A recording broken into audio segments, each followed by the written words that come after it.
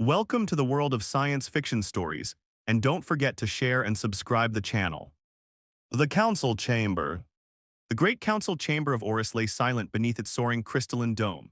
Queen Arinia stood alone at the center, her metallic skin, once polished to a mirror sheen, now dulled by the tension in the air. Rows of elder figures in formal robes formed a semicircle around her, their faces half hidden in shadow. At the head of the gathering, Emperor Varkos occupied his crystalline throne, silent and distant. Centuries ago, they had been partners in unity and law. Now his eyes flicked with cold resolve. The air vibrated with unspoken questions.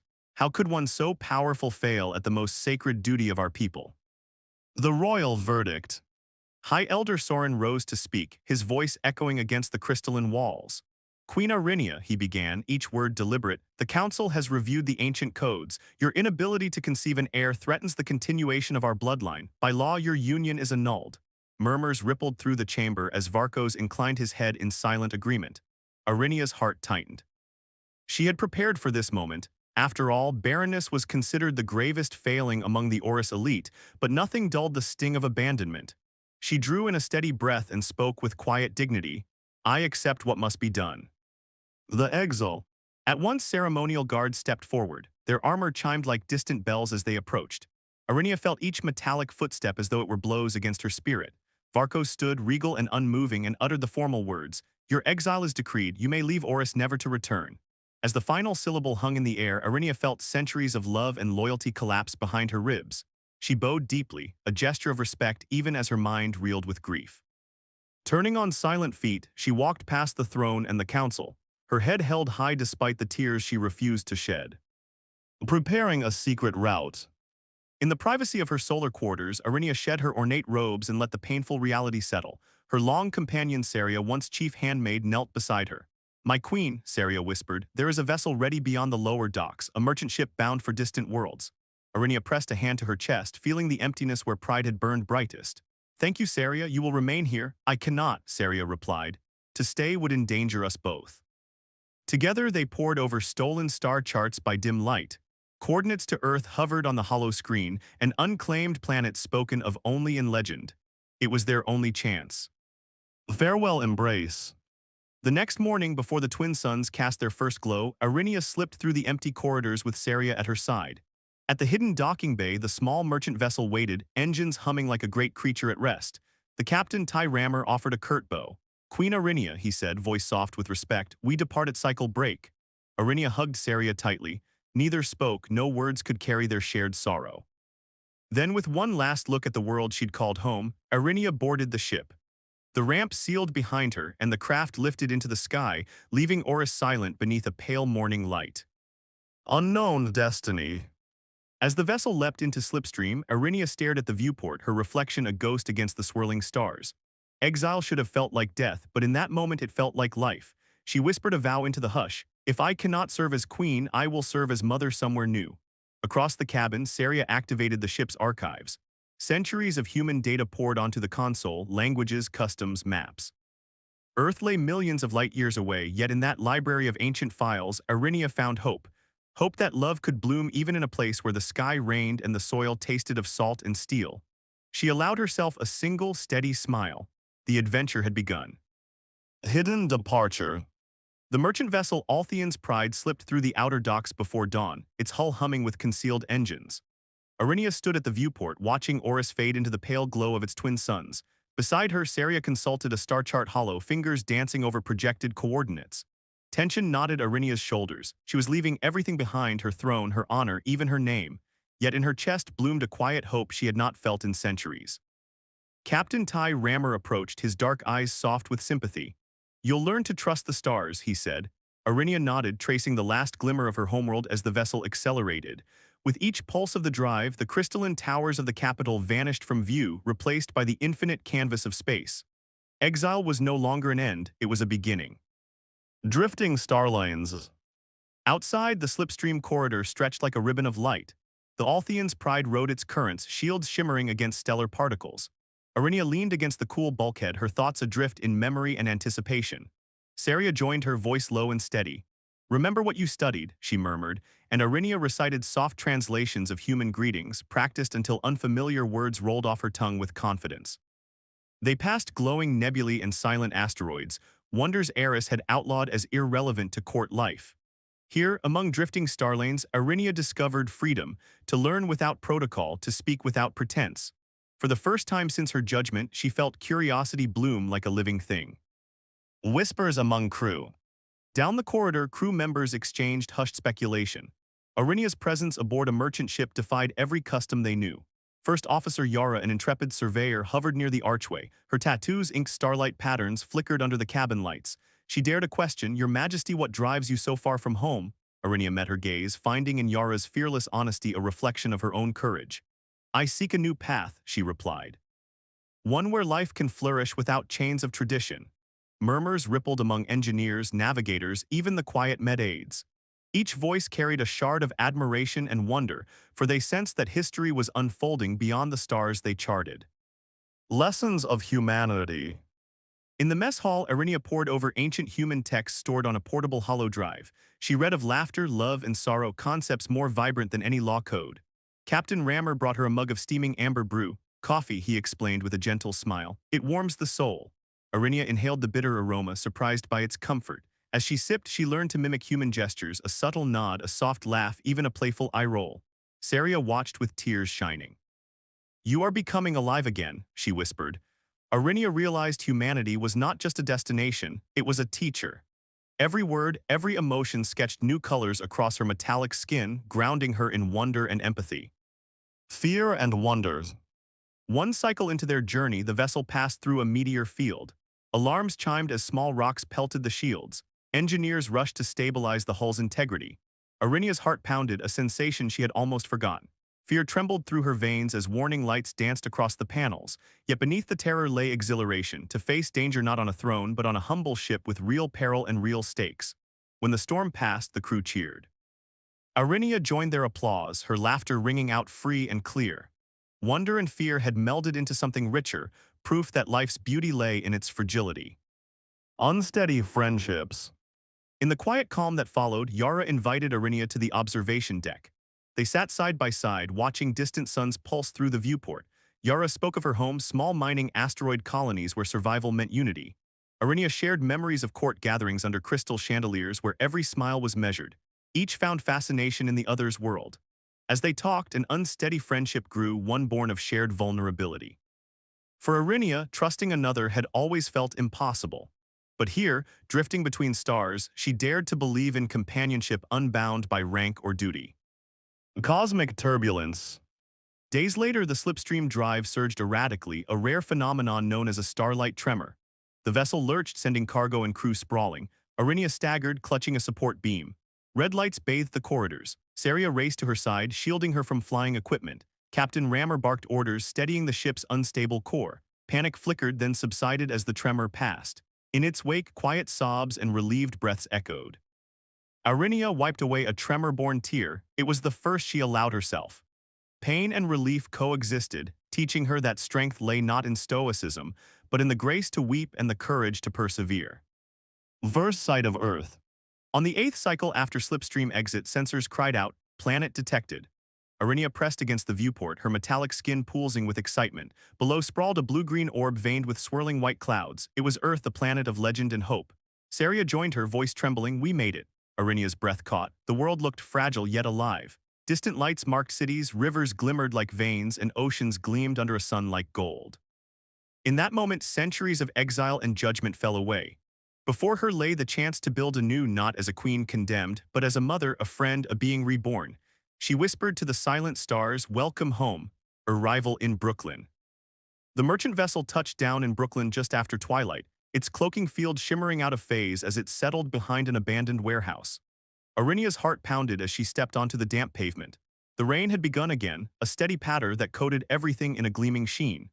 She glanced skyward where pale clouds drifted over the city's lights and realized that her new world was alive with energy she had never known.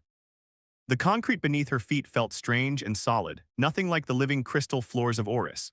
Each breath filled her lungs with unfamiliar scents, oil, salt, exhaust, and something warm and sweet she would later learn was roasted chestnuts. With a steadying breath, she adjusted the hood of her cloak and set off into the night, determined to blend in yet keenly aware of every difference around her. Sensory overload. As Arinia walked deeper into the streets, her senses flooded with stimuli. Neon signs buzzed and flickered, casting colored shadows on rain-slick sidewalks. Distant horns honked in an endless symphony of impatience. Vendors called out from pushcarts, offering hot dogs and pretzels in hurried voices. The smells of frying onions and sizzling meat mingled with the dampness of asphalt. People flowed past her in a ceaseless current, tourists with suitcases, couples arm in arm, street performers banging drums. Each glance drew Arinia's attention: a child dancing in a puddle, a musician coaxing melody from a saxophone, a stray cat slipped through a chain-link fence. She felt her metallic instincts reel, searching for order and protocol where there was none. Yet beneath the chaos stirred a raw vitality that ignited her curiosity. Seeking shelter. Within blocks, the rain grew heavier. Arinia ducked into an alleyway to shake off her cloak.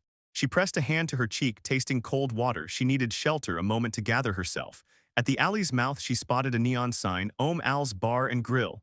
The old wooden door looked inviting beneath a yellow glow. Pulling the hood forward, she slipped inside. The warmth and chatter hit her immediately. Low-hung lamps bathed the room in amber light. Leather booths lined the walls, and the air smelled of spices and wood smoke. Arinia paused at the threshold, her hand on the doorframe, catching her reflection in a polished brass mirror. Pale, almost human skin now, wide eyes filled with wonder. Then she moved forward, determined to understand this place and perhaps find someone kind to guide her. Al's Bar and Grill. Atria's entrance drew a few curious glances, but the patrons quickly returned to their drinks and conversations. Behind the long wooden bar stood Ethan Parker, wiping a glass with a cloth. His sleeves were rolled up, tattoos peeking from under his shirt. He caught her eye and offered a friendly nod. Arinia stepped up to the bar, her nerves jangling. Ethan set aside the glass. "Hey there," he said warmly, voice smooth like aged whiskey. "First time here." His accent was casual, comforting. Arinia managed a slight nod. She cleared her throat, remembering her lessons in human etiquette. "Yes," she replied softly. I seek something warm and perhaps guidance." Ethan's smile broadened. "You've come to the right place. What's your name?" She hesitated. Names carried weight on Oris, but here she felt free. "I am Arinia," she said. He repeated it slowly, as if tasting the syllables. "Arinia, welcome." First glance. As Ethan began mixing a drink, Arinia scanned the bar. Framed photos lined the walls, jazz musicians, family gatherings, a faded picture of the original owner, Al, shaking hands with customers. The jukebox in the corner played a slow blues tune. Arinia realized she had never heard music quite like this, notes weaving sadness and hope together. Ethan placed a frosted mug before her. "This is a Manhattan," he said. The ruby liquid glowed in the low light. "It's strong. Let me know how you like it." Arinia wrapped her fingers around the mug, surprised by its heft and warmth. She breathed in the scent, sweet vermouth, bitter bitters. Slowly she sipped. The flavor bloomed on her tongue, earthy, fruity with a burning finish. She closed her eyes, letting the sensation anchor her. "It is excellent," she said, voice soft. Ethan chuckled. "Glad you approve." Unexpected kindness. While Arinia savored the drink, Ethan cleared a seat beside her. "You look like you could use someone to talk to," he said gently. She studied him, warm eyes, a small scar above his brow, easy confidence. He leaned forward, elbows on the bar. "This city can be overwhelming." Arinia nodded, unsure how to explain centuries of exile and broken speech. "Yes," she whispered. "It is alive." Ethan offered a reassuring smile. "I'm a bartender, but I'm a good listener. What brings you here, Arinia?" She hesitated, but warmth in his tone dissolved her reserve. "I came from far away," she began. "I was forced to leave my home." She watched him listen intently, unhurried. No council judged her, no emperor condemned her. In this simple act, Arinia felt a flicker of trust, cultural questions. Curiosity bloomed between them. Ethan asked about her accent, her clothes, the way she held herself. Arinia answered as best she could, describing Oris's twin sons, its crystal cities, the strict codes that governed every moment of life. Ethan's eyes widened. "That sounds like a fairy tale," he said, "yet you speak as if it were real." Arinia smiled, a gesture she had practiced. "It is real," she said, "and yet I find truth in your world too." She asked about his life, the long nights, the stories he had heard, the people he served. Ethan spoke of struggling artists, lonely travelers, families gathering for birthdays. Each tale painted a portrait of humanity's joys and pains. Arinia listened, enraptured. She realized that the heart's language transcended worlds. Shared stories. The conversation deepened as the bar emptied. Ethan shared a childhood memory of his sister singing lullabies. Arinia described the lullabies sung in Oris's moonlit gardens, songs that hammered hearts with longing for home. Saria's training in philology had taught Arinia many languages, but no words had ever sounded so vibrant. Ethan poured them another round, coffee for herself, water for Arinia. They laughed at mispronounced phrases and cultural misunderstandings. Each moment wove a fragile bond. Arinia marveled at how easily she could reveal her true self here. No protocol, no fear of being judged for centuries of lineage. And Ethan realized he was captivated by something he could not name, a foreign beauty touched by sadness and hope. Growing curiosity. Outside, rain pattered against the windows in soft rhythms. Arinia looked up at the dark sky, feeling both grounded and adrift. Ethan followed her gaze. "You'll need more than Manhattans to survive this weather," he teased. Arinia laughed an innocent, melodious sound. "What else do you recommend?" Ethan grinned, signaling the bartender on the other side. "Try a hot toddy or cocoa," he suggested. "And if you're brave, join our trivia night tomorrow. We pick teams by nationality." Arinia tilted her head in bewilderment. "Teams by nationality?" Ethan explained with amusement. "You know, Italians versus French versus Earthlings." Arinia's eyes sparkled. "I would like to join." Ethan nodded, pleased. "It's settled then." The spark ignites. Before she left, Ethan walked her to the door. The rain had eased to a drizzle. Street lamps cast a soft glow on the wet pavement. Arinia held her cloak close around her. Ethan extended his hand. "May I see you again?" His question was simple, genuine. Arinia placed her hand in his, warmth spreading through her metallic fingers. "I would like that," she said. Ethan smiled. "For the first time, no artifice. Meet here tomorrow, same time." She nodded and stepped into the night, her heart fluttering with anticipation and possibility.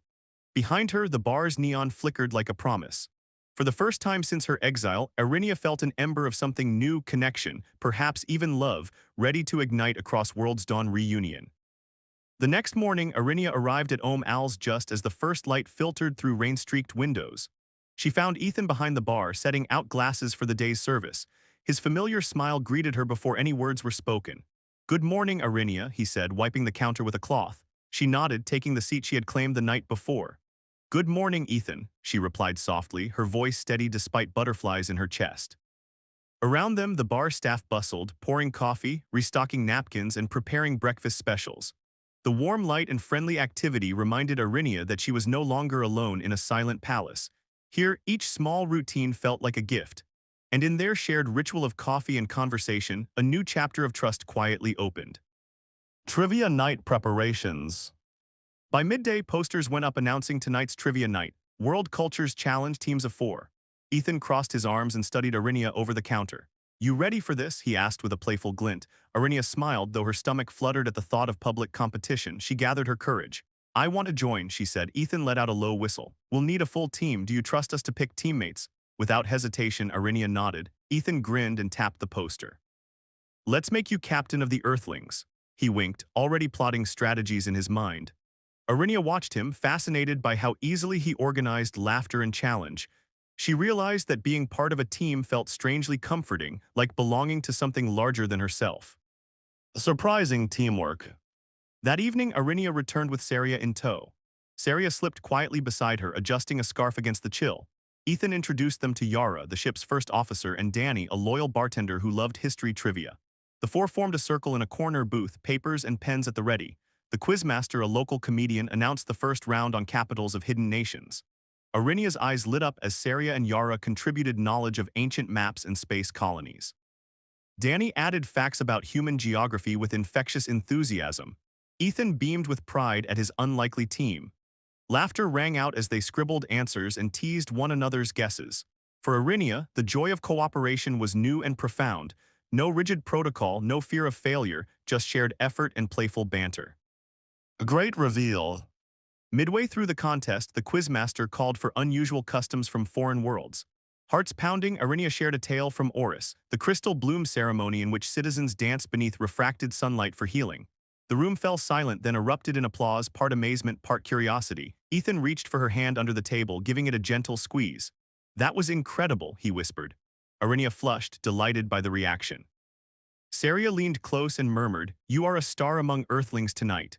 The rest of the team nodded, their faces bright. In that moment, Arinia felt acceptance not as a queen or an exile, but simply as a friend among equals. It was a revelation she had not dared hope for when she first set foot on Earth. Shared vulnerabilities. After the quiz ended, the team retreated to an outdoor patio, steam rising from coffee cups in the cool night air. Ethan kicked at a pebble and asked, "What's the hardest part of adapting here?" Arinia hesitated, then confessed, "I miss home, I miss certainty and purpose. Here, everything is new and unpredictable." Saria added softly, and I fear for your safety. Ethan frowned, concern in his eyes. You've been brave, he said, but you don't have to face fear alone. His words pierced her defenses. Arinia swallowed hard, feeling both comforted and exposed. She realized that her exile's pride had kept her isolated. Now, facing her vulnerabilities alongside friends, she felt an unfamiliar strength to admit fear and still stand tall. Cultural revelations. The conversation turned lighter as Arinia asked about Ethan's background. He spoke of growing up in a working-class family, of nights dreaming that he could travel the stars. His laughter carried traces of longing and regret. Arinia shared anecdotes of palace intrigue and ceremonial feasts on Oris. She described the thrill of gown fittings under colored lights and the hush of the grand ball when twin moons aligned. Ethan closed his eyes, picturing the scene. It sounds like magic, he said. Arinia smiled wistfully. In many ways, it was. As they talked, the lines between alien and human blurred. Both worlds held dreams, disappointments, and the constant search for belonging. In this exchange, Arinia and Ethan found kinship in their shared humanity, hers interwoven with starlight, his grounded in earthly grit. Lingering glances. As the night deepened, the patio lights dimmed into soft lantern glow. Saria and Yara slipped inside to fetch hot cocoa, leaving Arinia and Ethan alone in the hush. Ethan brushed a stray lock of hair from Arinia's forehead. His touch was light, but it sent warmth through her metallic veins. For a heartbeat, they simply looked at each other, eyes reflecting lantern light, worlds colliding in that silent space. Arinia's breath caught. She sensed a shift, as if uncharted territory lay before them. Ethan's voice broke the silence. I've never met anyone like you. Arinia's heart fluttered at the sincerity in his tone. And I've never felt so free, she confessed. The words hovered between them, electric with promise. Midnight walk. Hand in hand, Ethan led Arinia down narrow side streets toward the waterfront. The city lay quiet, the distant hum of traffic muted by the night. Waves lapped against the docks, sending mist into the air. Arinia inhaled, savoring the salty breeze. She felt oddly at home in this liminal space between land and sea, human and other. Ethan paused on an old pier, old wood creaking underfoot. He turned to her, eyes earnest. I want to show you my favorite view, he said. Arinia nodded, trusting him without hesitation. As they gazed across the water, lights dancing like fallen stars, she realized that love had begun to take root in her heart, unexpected, powerful, and beautiful. A heartfelt exchange. On the pier, Ethan spoke of his fears, of loneliness, of nights spent questioning purpose. Arinia shared her own worries, exile, the unknown destiny of her people, the possibility of never bridging two worlds. Each confession deepened their bond, forging a connection stronger than duty or law. Ethan reached out, his hand covering hers. Whatever comes, he promised, we face it together. Arinia's metallic skin shimmered in the lantern glow as tears welled in her human-like eyes. Together, she echoed. In that vow, centuries of pain and solitary exile found solace in partnership. The distant city lights blinked in approval as if celebrating their union. Promise of protection. Before parting that night, Ethan walked Arinia back to the cloaked vessel. He paused at the ramp, pressing a gentle kiss to her forehead, a gesture far more intimate than any royal ceremony. Rest now, he whispered. I'll be here tomorrow. Arinia smiled through tears of joy. Thank you, Ethan. As he departed, she felt a warmth she had never known, safe, cherished, and free. In her heart, the exile's solitude faded into memory. She returned inside the ship and stood alone for a moment, reflecting on the extraordinary bond she had formed. Tomorrow would bring new challenges, but she no longer faced them alone. With love as her shield and friendship as her guide, Arinia felt ready to embrace her new destiny. Early morning surprise. Arinia awoke before the first light, her stomach fluttering as if tiny wings beat against her ribs. At first, she blamed the usual nerves, the next leg of her journey, the uncertainties of Earth's weather, or the memory of Oris's judgment. But the sensation pulsed gently, insistently, like a soft call from deep within her core. She sat up on the narrow bunk aboard the Althean's Pride and pressed a hand to her midsection. Warmth radiated beneath her palm, a soothing glow that contradicted the chill of the metal walls. For centuries, Arinia had known only the sterile silence of a body declared barren, yet now something stirred. She closed her eyes, breathing slowly, listening for echoes of the life that might be growing inside her. In that hush, hope took root, a fragile, miraculous seed in the fertile soil of her exile. Subtle transformations. Over the next cycle, Arinia noticed subtle changes that deepened her awe. Her skin, normally cool and metallic, gained a soft warmth that stayed long after heaters shut down. Saria observed that Arinia's eyes held a new softness, like twin pools reflecting moonlight. The constant hunger that Arinia had learned to ignore returned in curious waves, draws towards sweet fruits and hearty soups far removed from origin rations. Each craving came with a gentle surge of joy, as though her body whispered reassurance for every bite. Even her once pristine hair seemed livelier, catching stray lamps' glimmers like strands of starlight. As these signs multiplied, Arinia's initial disbelief faded. She allowed herself brief moments of wonder, watching her reflection in the viewport and marveling at the living energy within her form. Confirmation through science. Despite her wonder, Arinia needed certainty.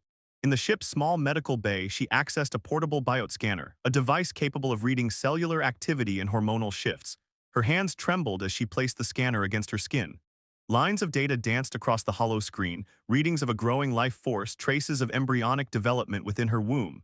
The scanner's indicator glowed emerald, signifying a healthy gestation. Arinia inhaled sharply, tears slipping unbidden down her cheeks. For the first time, she felt the fierce joy of a mother discovering pregnancy. Centuries of law on Oris had condemned her for not conceiving, now life blossomed against all odds. She pressed a hand to the scanner, mouthing a silent thank you to the stars that had guided her here. Joyous announcement. That evening, Ethan arrived at the cloaked vessel, rain tapping a gentle rhythm on the hull. Arinia greeted him at the ramp, her metallic reflection softened by earth-made tears. Ethan's brow furrowed with concern until she placed a trembling hand on his chest. "I need to show you something," she whispered. He followed her inside, where holologs recorded the biot scanner's proof. As he reviewed the data, disbelief flickered and then melted into elation. Ethan took her hands in his, voice thick with emotion. "This is a miracle." Arinia's heart thundered with relief and love.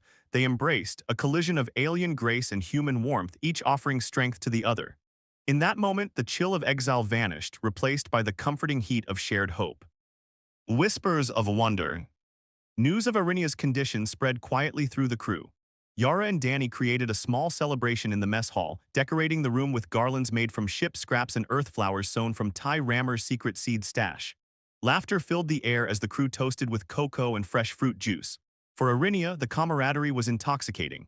She had fled a court where gossip meant betrayal. Here, whispers of wonder meant solidarity. Saria beamed as she presented a carefully folded tapestry depicting a mother and child beneath twin moons, a gift woven from crew uniforms. Arinia touched the fabric tenderly, her gaze shining with gratitude. In this makeshift family, she discovered compassion unbound by rank or decree. A hidden transmission. Even as joy reigned, Saria recognized the importance of informing Oris's council. She drafted a secure star message masked as a routine ship log, detailing the crew's observations and the scanner's data. Captain Rammer approved the transmission, impressed by Arinia's clear-headed plan. The encrypted communication raced across light years toward Oris's capital. Weeks would pass before any reply arrived, but the message ensured that the Empire could not ignore the impossible life growing in exile. Arinia watched the transmission with a mix of hope and dread, hope that her child's existence might change ancient laws, dread that the Council's reaction could threaten her newfound peace. Even so, she believed that truth and courage could bridge worlds. Council's intrigue. Back on Oris, Emperor Varkos received the star message in his private chamber. The chamber's crystal walls glowed softly as he studied the report. His advisors hovered nearby, their faces unreadable. News of Arinia's pregnancy, by a human no less, shattered expectations. Some counselors whispered of scandal, others spoke of opportunity to reshape the Empire's view of humanity. Varkos's expression remained impassive, yet his heart stirred with conflicting emotions. Pride in the legacy of his ex-wife, fear of upheaval, and curiosity ignited by the possibility of a hybrid heir. He ordered a delegation to travel to Earth and verify the claim in person. The seeds of change had been sown, and Oris braced for a reckoning. Anxious sanctuary. On Earth, Arinia sensed the shifting tides. She walked the Brooklyn waterfront at dawn, breathing in the cool air with Saria. Birds glided over the river, oblivious to cosmic politics. Arinia touched her belly, feeling the gentle pulse of life within. "What if they come for us?" she asked quietly. Saria squeezed her hand. "We will protect you both. Ethan will stand with you." Arinia nodded, drawing strength from her friend's certainty. She realized that sanctuary was no longer guaranteed by distance alone.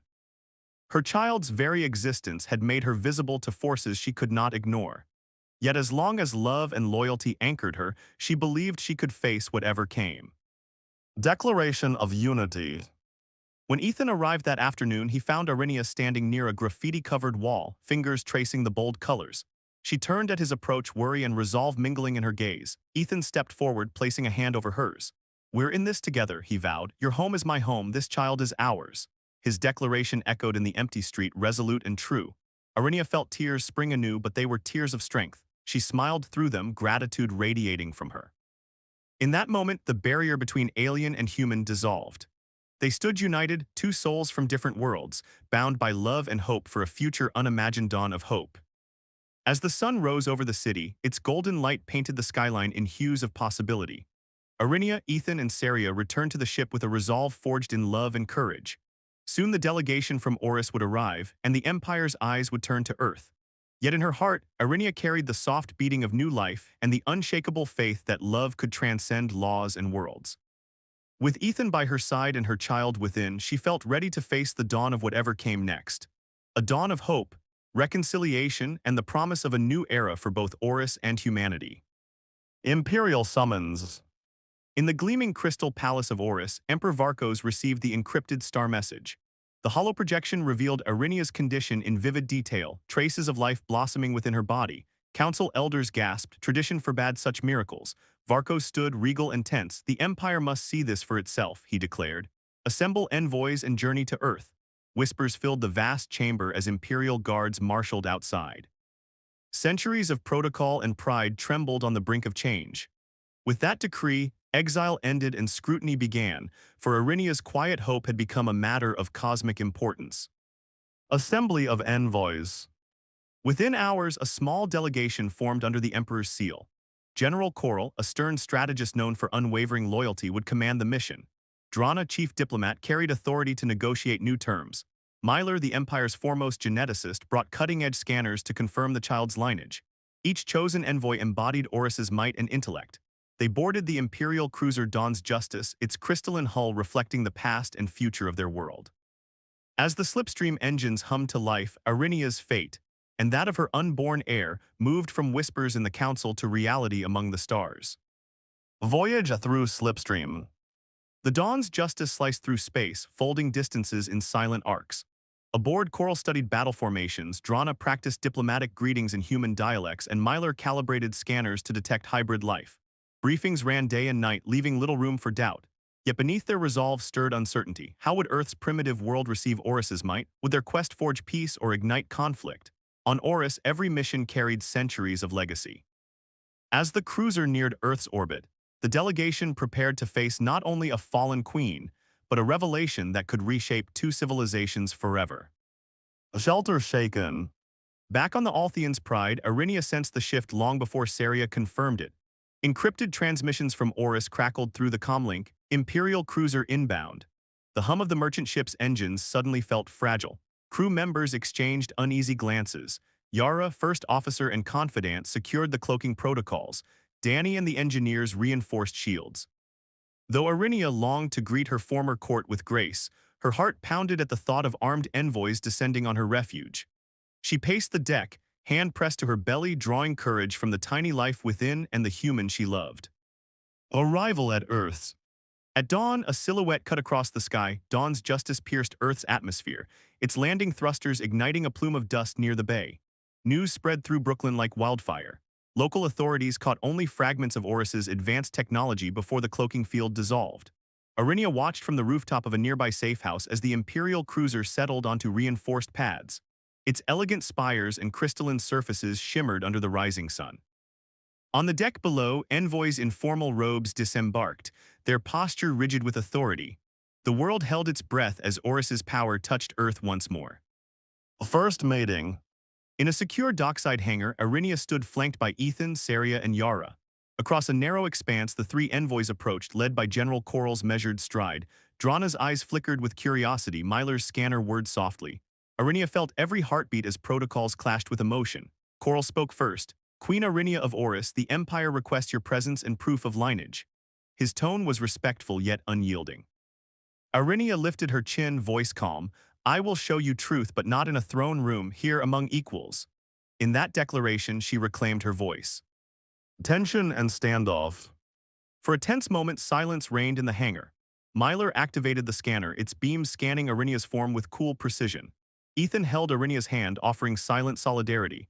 Drana's brow softened as data streamed across her display, evidence of hybrid gestation, origin, and human DNA entwined in life's spark. Coral studied the readouts, jaw clenched. Tradition demanded judgment, but the child's existence defied simple verdicts. Outside, the bay's seagulls wheeled on the breeze, oblivious to interstellar politics. Arinia exhaled, bracing herself for the Empire's response. Arinia's plea.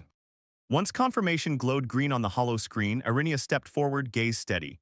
I left Oris to find a place where love could flourish, she said, voice clear and unwavering. This child is not an abomination. It is proof that two worlds can unite in hope. Her words echoed against steel walls. Drana's stern expression softened. Myler blinked, unexpectedly moved. Coral shifted his weight but did not interrupt. Arinia continued. I accept the Empire's right to witness this miracle. But I ask for peace, not chains. Let our child's life kindle understanding, not reignite old fears. Ethan, stand. Ethan released Arinia's hand to stand beside her. Though unarmed and unarmored, his presence radiated quiet authority. General Coral, he said, voice firm, I am no noble of Oris, but I vow to protect Arinia and our child. I ask you to see beyond law and protocol, to see a family, not a threat. Coral's eyes flicked to Myler, then Drana. The delegation murmured among themselves. Ethan's courage bridged two worlds in that moment, illustrating that compassion could be stronger than decree. A new understanding. After a long pause, Drana bowed slightly. Emperor Varkos will hear your plea, she announced. Until then, we shall share this earth space. No harm will touch you or the child. Coral inclined his head in reluctant respect. Myler deactivated the scanner, the hum fading like distant music. In the cool morning light, Arinia and Ethan exhaled together, relief flooding their hearts. The envoys turned to depart, but the air had changed. Tradition bowed to possibility. As Dawn's justice retracted its steps to a respectful distance, a fragile peace settled over the dock. In that moment, two worlds glimpsed a future born of love rather than law homeward journey. The Imperial cruiser Dawn's Justice set a steady course back to Oris, with Arinia, Ethan, and their daughter Nova aboard. Arinia stood at the observation deck, cradle in her arms, while Ethan rested a reassuring hand on her shoulder. Behind them, General Coral, Drana, and Myler reviewed diplomatic plans. The voyage felt different now, no longer a mission of judgment, but a journey of unity. Arinia watched the stars drift past, memories of exile mingling with hope. Nova cooed softly, her small hands curling around Arinia's finger. In that moment, every light year between Earth and Oris seemed to collapse into a single truth. Home was not only where one was born, but where love and acceptance flourished. Approaching Oris. As the cruiser pierced Oris's atmosphere, its crystalline spires came into view, catching the light of the twin suns. The capital city glittered like a fallen constellation on the desert plain. Captain Ty Rammer maneuvered the vessel into a respectful orbit, while Yara coordinated with ground teams to clear a landing zone near the Grand Palace. Below, crowds gathered in the crystal plazas, curious and expectant. Banners depicting hybrid motifs, Earth's blue and Oris's silver, fluttered on crystalline poles. Arinia felt a flutter of nerves. Would her people embrace Nova as one of their own? Yet as the cruiser descended, she caught sight of Saria and Danny waiting at the palace gates, their faces alight with pride. Acceptance had already begun. Family reunited. The landing ramp extended and Arinia stepped forward with Ethan and Nova.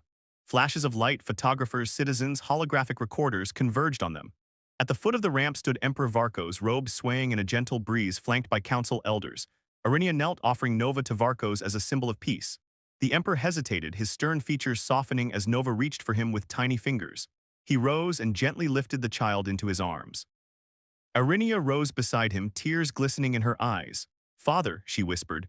Varkos met her gaze, voice thick with emotion. You have brought life where we feared only sterility. You have shown us a new path. In that moment, centuries of law bowed to a daughter's laughter. Public revelation. In the Grand Plaza, the council chamber opened to the public. Citizens from all walks of Orisian life filled the crystalline amphitheater, artisans, scholars, soldiers, and farmers. Arinia held Ethan's hand and Nova nestled in her arms. High Elder Soren stepped forward, voice amplified by crystalline resonators. People of Oris, he proclaimed, today we witness a miracle born of exile and courage. This child Nova carries both Orisian blood and human spirit. Let her life be proof that love transcends decree. A hush fell, then a wave of cheers and applause rose. Families wept with joy, elders embraced strangers, and children reached up, imagining a world where walls of law dissolved into bridges of hope. Emperor's decision. After the public address, Emperor Varkos ascended the throne room's dais to deliver his verdict. Arinia and Ethan stood before him, Nova cradled between them. Varkos's voice echoed. By ancient law, a sterile queen was forfeit of station, yet by this child's very existence, law itself must evolve. I hereby decree that Nova is a princess of both Oris and Earth, and the union of our worlds is to be celebrated, not condemned. Gasps of astonishment rippled through the chamber. Then Drana presented revised statutes. All references to sterility as grounds for exile were struck, replaced with provisions honoring mixed heritage. Myler's genetic research would guide future policy, ensuring no child would ever be cast aside for their origins. With a final nod, Varkos concluded, "Let this day mark the dawn of reconciliation." Rewriting the codes. In the weeks that followed, the Council convened daily to implement sweeping reforms. Archaic laws barring interplanetary unions were repealed. A new charter inscribed on living crystal tablets enshrined the right to marriage and family across species. Scholars from Oris and Earth worked side by side, Arinia and Ethan among them, to draft educational programs celebrating both cultures. Saria led cultural exchanges, teaching Earth customs in Orisian academies, while Yara organized diplomatic visits to foster understanding. The process was not without debate. Some traditionalists resisted change, but as Nova's laughter echoed through the halls, hearts softened. The Empire discovered that laws shaped by fear could be reshaped by love. Celebration of Unity. To commemorate the new era, a ceremony of twin suns was held in the palace gardens. Citizens donned garments woven with silver threads and blue silks, representing Oris and Earth united. Arinia, in a simple gown adorned with embroidered stars, processed alongside Ethan, who wore a ceremonial sash in Orisian style. Nova toddled between them, chased by joyful children. Atop a crystal dais, Emperor Varkos and High Elder Soren lit twin braziers, one fueled by Orisian crystal fire, the other by Earth's sacred flame. As the flames merged into a single pillar of light, music swelled from the assembled orchestras of both worlds. The crowd raised their voices in a hymn of unity, words sung in two languages yet sharing one meaning. Together we rise. New Sunrise Ceremony. On the first dawn after the ceremony, Arinia, Ethan, and Nova climbed a hill outside the palace. As the twin suns rose in perfect alignment, Arinia placed Nova on a stone plinth. Ethan joined her as they watched the sun's rays converge. Nova stretched her small arms upward, sunlight dancing on her skin. In that moment, Arinia whispered to the rising light, "May your future shine brighter than any law." Ethan squeezed her hand, and together they felt the warmth of an interconnected destiny. The world below brimmed with possibility. Children playing games mixing Orisian and human traditions, scholars discussing starship design and farming techniques, and families forging bonds beyond planetary borders. Forging a new future. In the months that followed, partnership between Oris and Earth flourished. Trade routes reopened, sharing crystal technology and agricultural innovations. Universities on Oris welcomed human students while Earth's academies taught courses in Orisian arts. Ethan and Arinia co-founded the Starbridge Institute, dedicated to peace studies and cultural exchange. Nova grew under the guidance of two worlds, speaking multiple languages and delighting in stories from her mother's home and her father's Earth. Ambassadors traveled between worlds not as strangers, but as emissaries of shared heritage. Through these efforts, prejudice gave way to curiosity, and fear was replaced by the excitement of discovery. Epilogue's Legacy of Hope. Years later, as Nova prepared to lead her own first ceremony beneath the twin suns, Arinia and Ethan watched with pride. Around them, Oris and Earth had become inseparable allies, bound by family ties and mutual respect. Children of hybrid descent built playgrounds featuring gravity wells and holographic fruit trees.